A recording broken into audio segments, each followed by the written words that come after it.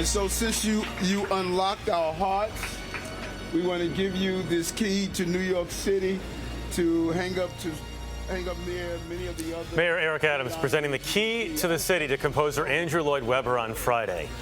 Tomorrow night, Lloyd Webber's signature production comes to a close. After a record run of 35 years, the Majestic Theater will host the final performance of Phantom of the Opera. The musical is a critical and commercial blockbuster, and it reset the standard for Broadway productions. Elaine Quijano gives us one last glimpse of the Phantom before the curtain comes down.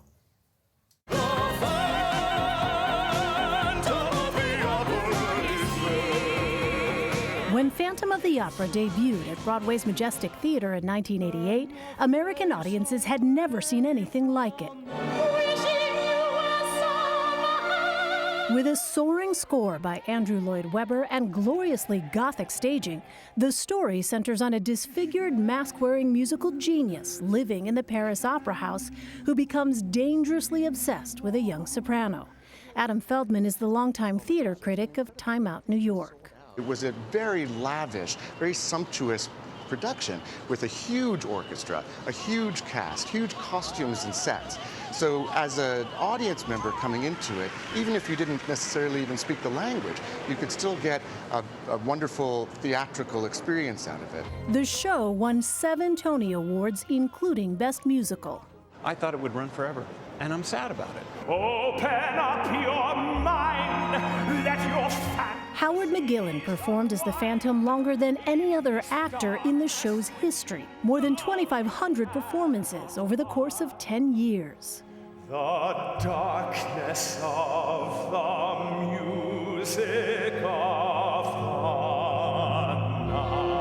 It's a challenge to play this role because it's physically and emotionally very, very intense. There's a lot of physical climbing of ladders backstage and dropping through trapdoors, but then there's this emotional intensity of the role that is exhausting, but thrilling at the same time. That intensity mesmerized theatergoers. In its 35-year New York run, Phantom sold some 20 million tickets, earning more than $1 billion.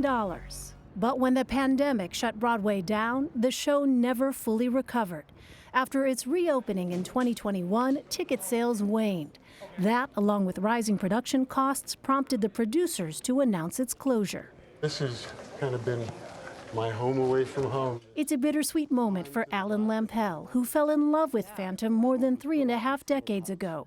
He's the production's head electrician and has kept a close watch over the lights and effects from day one, through more than 13,000 shows, 6 days a week. After all these years, how do you feel seeing the production? It's sad. It's sad to see it go.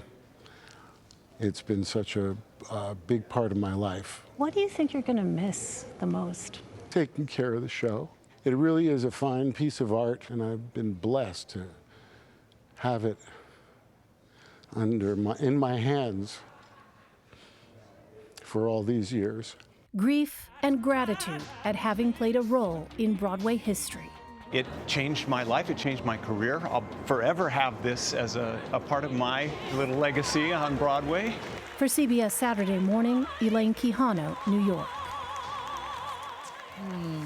How amazing the electrician Elaine talked to has been running the show there since day one. Entire time. Yeah. So many people behind the scenes that make everything happen that we all watch and see. Yeah, but those people out front, I tell you, they're the ones who just electrify us in the audience. Couldn't do it without the folks behind the scenes. That's exactly it. Definitely.